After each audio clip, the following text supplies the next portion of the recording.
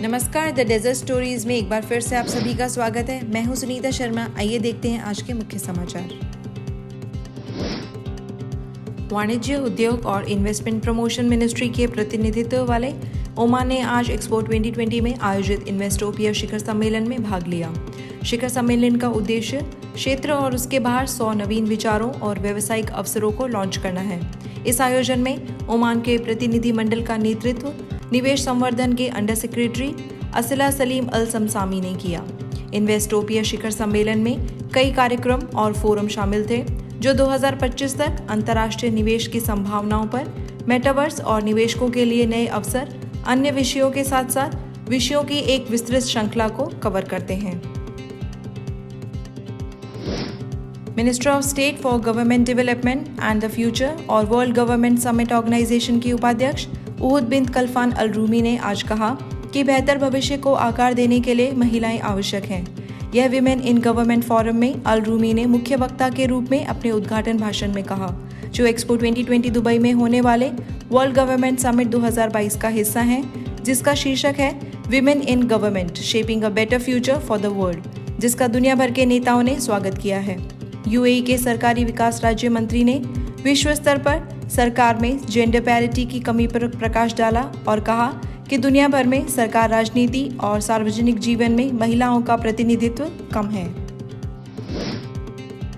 Saudi राजधानी ने expo 2020 Dubai में किंगडम के पवेलियन के एक आकर्षक समापन समारोह में एक्सपो 2030 रियाद की मेजबानी के लिए अपनी बोली के लिए एक महत्वाकांक्षी वैश्विक अभियान शुरू किया है। सऊदी अरब, दक्षिण कोरिया, इटली, यूक्रेन और रूस सहित 5 देश 2030 विश्व एक्सपो के लिए तैयार हैं। रियाद के लिए यह घोषणा पत्र 29 अक्टूबर 2021 को उप प्रधानमंत्री क्राउन प्रिंस मोहम्मद बिन सलमान की ओर से प्रस्तुत किया गया था। सऊदी पवेलियन के शानदार समारोह ने एक्सपो 2020 दुबई में किंगडम की सफल उपस्थिति के अंत को चिन्हित किया, जहां लाखों विजिटर्स को सऊदी अरब के समृद्ध इतिहास, भौगोलिक और सांस्कृतिक विविधता की झलक मिली। विदेश मामलों के मंत्री डॉक्टर अब्दुल लतीफ बिन राशिद अल ज़यानी ने इजरायल के विदेश मंत्री यायर लापिड के निमंत्रण पर नेगेव में आज आयोजित राजनयिक शिखर सम्मेलन में भाग लिया। शिखर सम्मेलन में यूएई के विदेश मामलों और अंतर्राष्ट्रीय सहयोग मंत्री शेख अब्दुल्ला बिन जायद अल नायान, मिस्र के अरब गणराज्य के विदेश मामलों के मंत्री समीर शौकी, विदेश मामलों के मंत्री अफ्रीकी सहयोग और मोरक्को के प्रवासी नासिर बोरिटा और संयुक्त राज्य अमेरिका के विदेश मंत्री एंथनी ब्लिंकन ने भाग लिया।